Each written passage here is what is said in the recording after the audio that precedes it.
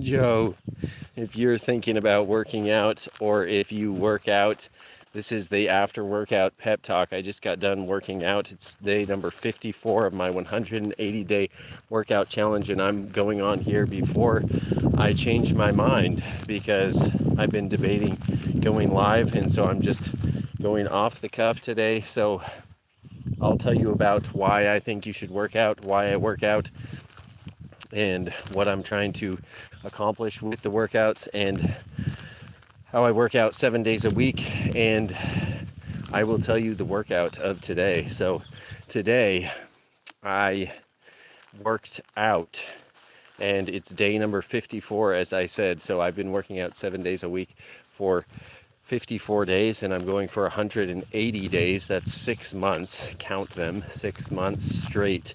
No rest days, every single day working out. And you want to know how I keep it up without getting injured? That I will tell you in just a moment. But today I did actually, that brings me right into what I already just said. So I worked out today on a recovery workout. So mostly, just so you guys know, I work out from home. So if you come on this live stream and you want to talk about working out from home, or you want to talk about struggling because you are not motivated to go to the gym, or you're not motivated to do, and you have all these excuses, injury, whatever, then you can come on here and I will talk to you about I will give you my encouragement the best I can. The thing about this is, I'll just start out with the personal background. So I'm not a gym bro. I'm not a sports enthusiast. I'm not a, what would you say, a extremely fit dude, in the sense that I'm not 12% body fat or 10%. I don't play sports every day, but I'm not competitive in that, today at least. And I've never really been that competitive in sports, but I have, so that's one thing. Number two, I have a sciatic nerve damage injury. It's from a bulging disc that I got, and I can tell you about that story if you want to learn about it. So, hey everybody who's in here, welcome in. And if you guys have any questions, then I will hopefully see them. I'm just walking around here going live, so let's see. Chat filter. Hi, I don't know what's going on. Nice. I can't see your name there, but welcome. I'm just talking about how I work out. I'm doing a 180-day workout challenge.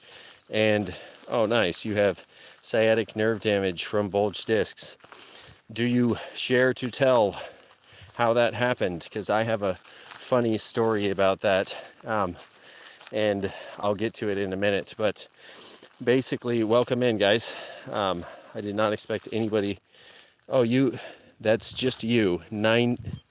I can't tell if that's, I'm just on my phone here, so sorry about that, but shout out. And so I am giving my background. The bulging disc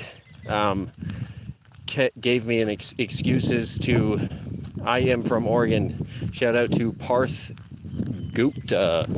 And yes, oh, a bad car accident. I have 3, dang, that's rough. I got an MRI, like, was it 3 years ago, because I had because I couldn't walk.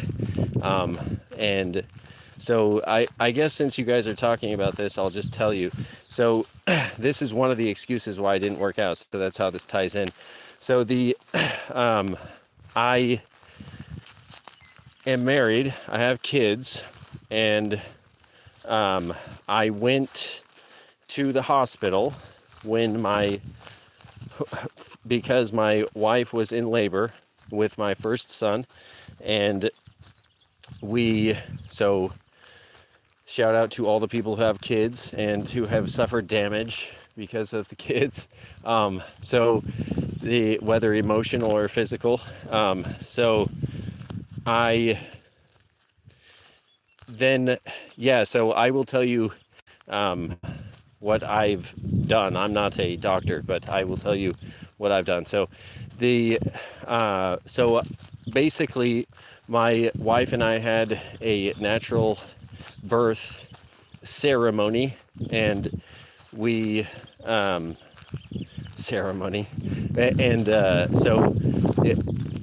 the doctors weren't really there. We were in the hospital, but they were kind of just like checking in sometimes. And it wasn't a operating room. It was just like the waiting room.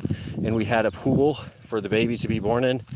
And so all natural, no medications whatsoever, not even a Tylenol, even though I don't think that does anything.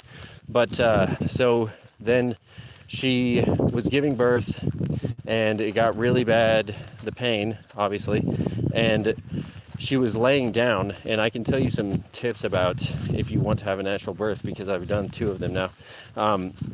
Basically delivered my own kids. And so she was laying down, and I discovered that's a bad idea later. But when she got in so much pain, and I decided that she needed to go to the pool, and so I bent over to pick her up off the bed, but I was like reaching my hands out, right? And I was bending my back in a bad way, and I lifted her up. And another background story of that is that I actually was doing these hip compressions for like hours.